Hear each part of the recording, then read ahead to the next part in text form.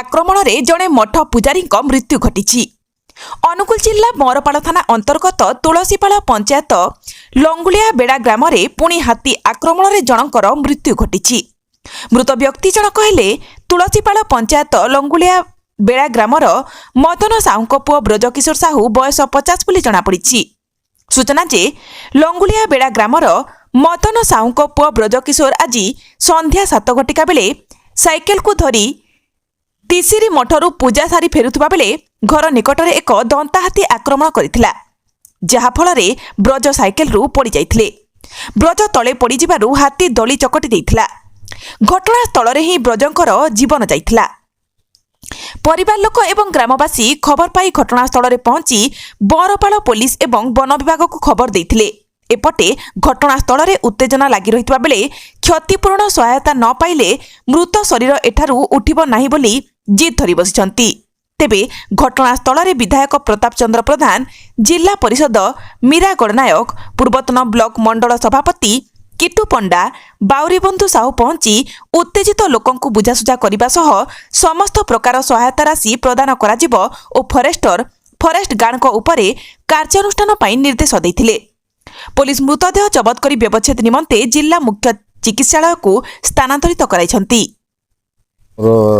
ଦାଦା ବ୍ରଜବନ୍ଧୁ ସାହୁ ଲଙ୍ଗୁଳିଆବେଡ଼ା ତାଙ୍କର ହାତୀ ଆକ୍ରମଣରେ ମୃତ୍ୟୁ ହୋଇଛି। ଆଜି ନୂଆ କଥା ନାହିଁ, ଅନୁଗୁଳ ଜିଲ୍ଲାରେ ବିଭିନ୍ନ ଜାଗାରେ ହାତୀ ଆକ୍ରମଣରେ ଲୋକଙ୍କର ଜୀବନ ହାନି ଘଟୁଛି। ଏବେ ମଧ୍ୟ ଦୁଇ ତିନି ଦିନ ତଳେ କତଡ଼ା ଗ୍ରାମରେ ଜରପଡ଼ା ଥାନା ଏରିଆରେ ଜଣେ ଗଜସାଥୀକୁ ହାତୀ ବି ମାରିଦେଇଛି। ତେଣୁ ଏଇଟା ନୀତିଦିନିଆ ଘଟଣା ହୋଇଗଲାଣି। ଏଥିରେ ସରକାର ସଚେତନ ହେବା ଦରକାର, ପ୍ଲସ୍ ଆମର ଫରେଷ୍ଟ ଡିପାର୍ଟମେଣ୍ଟ ବି ଆଗକୁ ସେମାନେ ତାଙ୍କର ପୁରା ଅବହେଳା ଜନିତ କାରଣରୁ ସେମାନେ ତାଙ୍କର ଡ୍ୟୁଟି ଠିକ୍ ଭାବେ ନିର୍ବାହ କରୁନାହାନ୍ତି। ତେଣୁ ଲୋକଙ୍କର ଜୀବନ ହାନି ଘଟୁଛି। ତେଣୁ ସରକାର ଏ ବାବଦରେ ସଚେତନ ହେବା ଦରକାର ଏବଂ ଲୋକମାନେ ମଧ୍ୟ ହାତୀ ଦାଉରୁ କିଭଳି ରକ୍ଷା କରିପାରିବେ, ନିଜକୁ ଜୀବନ ହାନି ନ ଘଟିବ, ସେଥିପାଇଁ ମଧ୍ୟ ଟିକେ ସତର୍କ ହେଲେ ଭଲ ହେବ। ବିଶେଷ କରି ମୁଁ କହିବି ଯେ ଯେଉଁ ହାତୀ ମୃତ୍ୟୁ ହେଉଛି, ସରକାର କେବଳ ହାତୀ ମୃତ୍ୟୁକୁ ଅନୁକମ୍ପାମୂଳକ ରାଶି 10 ଲକ୍ଷ ଦେଇ ଚୁପ୍ ସେ ବସିଗଲେ ହେବ ନାହିଁ। ହାତୀ ସରକାରଙ୍କର ଫରେଷ୍ଟ ଡିପାର୍ଟମେଣ୍ଟର ସମ୍ପତ୍ତି। ଲୋକଙ୍କର ଜନବସତି ମଧ୍ୟକୁ ହାତୀ କିଭଳି ଭାବରେ ନ ଆସିବ, ସେଥିପାଇଁ ଫରେଷ୍ଟ ଡିପାର୍ଟମେଣ୍ଟ ଯତ୍ନବାନ ହେବା ଦରକାର ଏବଂ ଯେଉଁ ଫରେଷ୍ଟ ଡିପାର୍ଟମେଣ୍ଟର ଯେଉଁ ଅଧିକାରୀମାନେ ଏଥିରେ ଅବହେଳା କରୁଛନ୍ତି, ସରକାର ତାଙ୍କ ବିରୋଧରେ ମଧ୍ୟ କଠୋର କାର୍ଯ୍ୟାନୁଷ୍ଠାନ ନେବା ଦରକାର। ଏବଂ ଘଟଣାସ୍ଥଳରେ ବିଧାୟକ ମଧ୍ୟ ପହଞ୍ଚିଲେ, କ'ଣ ନିର୍ଦ୍ଦେଶ ଦେଲେ?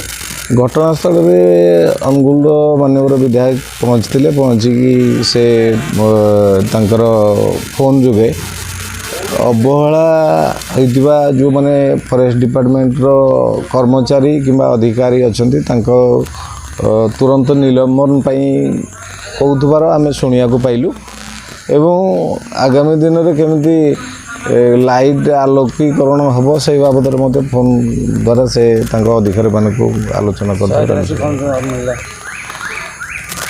ବର୍ତ୍ତମାନ ସୁଦ୍ଧା ସହାୟତା ରାଶି କିଛି ମିଳିନି, କିନ୍ତୁ ସରକାରଙ୍କର ଯାହା ଘୋଷଣା ହିସାବରେ ହାତୀ ମୃତ୍ୟୁଜନିତ ସହାୟତା ରାଶି ମିଳିବ ବୋଲି ଆମେ ଆଶା କରୁଛୁ।